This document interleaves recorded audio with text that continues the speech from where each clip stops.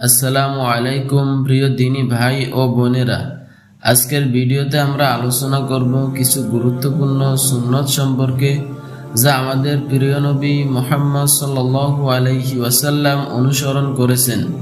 এই সুন্নতগুলো আমাদের জীবনকে আল্লাহর সন্তুষ্টির দিকে নিয়ে যেতে সহায়ক হবে ইনশাআল্লাহ। একটি গুরুত্বপূর্ণ সুন্নত হলো তাহাজ্জুদের নামাজ আদায় করা। তাহাজ্জুদের নামাজ হলো রাতের গভীরতম মুহূর্তে আল্লাহর কাছে আমাদের একান্ত প্রার্থনা। এই নামাজ আমাদের হৃদয়কে পরিশুদ্ধ করে এবং আল্লাহর সাথে সম্পর্ককে গভীর করে তোলে। প্রিয় নবীজি সাল্লাল্লাহু আলাইহি ওয়াসাল্লাম নিজে তাহাজ্জুদ নামাজ পড়তেন এবং সাহাবাদেরকেও এর প্রতি উৎসাহিত করেছেন। রাসূল সাল্লাল্লাহু আলাইহি ওয়াসাল্লাম বলেছেন, আপনারা তাহাজ্জুদ পড়ুন, কেননা এটি আপনাদের পূর্ববর্তী নেককারদের কাজ।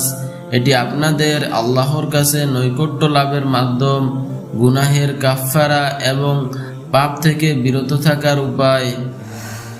দ্বিতীয় আরেকটি গুরুত্বপূর্ণ সুন্নত হলো মিসওয়াক করা। মিসওয়াক হলো একটি সুন্দর সুন্নত যা আমাদের মুখের স্বাস্থ্য রক্ষা করে।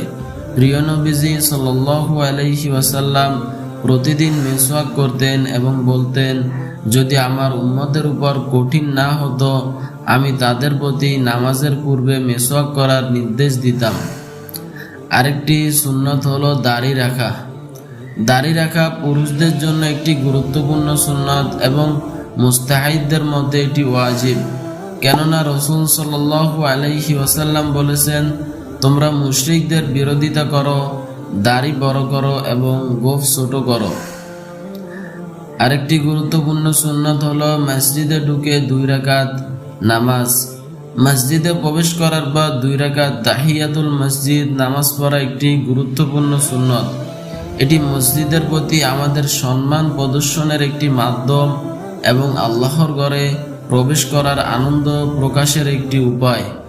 রাসূল সাল্লাল্লাহু আলাইহি ওয়াসাল্লাম বলেছেন, তোমাদের কেউ যখন মসজিদে প্রবেশ করবে, সে যেন 2 রাকাত নামাজ পড়ে নেয়।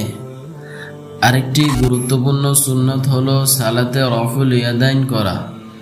সালাতে রফুল ইয়াদাইন করা হলো রুকুতে যাওয়ার আগে এবং উঠার পর হাত উত্তোলন করা। এটি প্রিয় নবীজি সাল্লাল্লাহু আলাইহি ওয়াসাল্লামের একটি সুন্নত এবং এটি সালাতকে আরো সৌন্দর্য এবং পূর্ণাঙ্গ করে তোলে।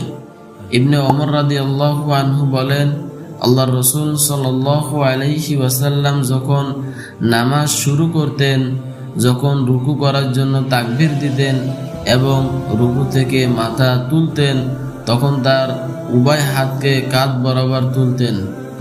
রফুল ইয়াদান হলো নামাজের এক সৌন্দর্য ও প্রতীক। প্রিয় ভাই ও বোনেরা, এই সুন্নতগুলো আমাদের জীবনের প্রতিটি ক্ষেত্রে প্রিয় নবীজি সাল্লাল্লাহু আলাইহি ওয়াসাল্লামের অনুসরণ করতে সাহায্য করবে।